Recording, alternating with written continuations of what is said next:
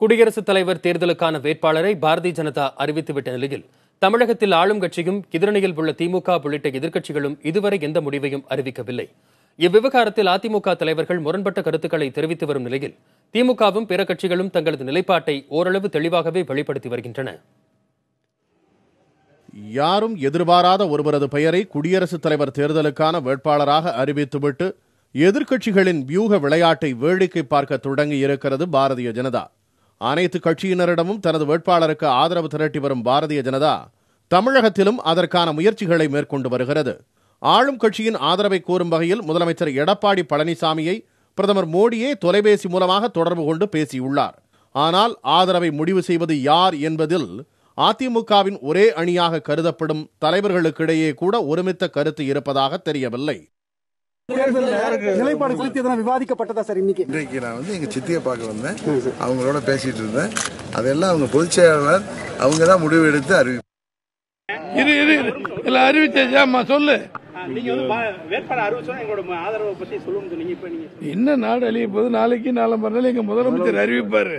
நாங்கெல்லாம் ரகசியமே கிடையாது தம்பி.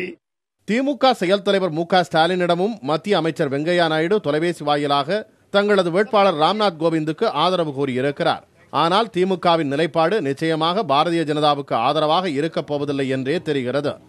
எதற்காக நாங்கள் அஞ்சினோமோ அதற்கேற்றவாறு ஒரு ஆர்எஸ்எஸ் பின்னணியில் உள்ள ஒரு குடியரசுத் தலைவர் கூடாது என்பதுதான் திமுக உள்ளிட்ட பல கட்சிகளின் நிலைப்பாடு. இவர்கள் ஆர்எஸ்எஸ் பின்னணியுள்ள ஒருவரையே வேட்பாளராக நிறுத்தியிருக்கிறார்கள்.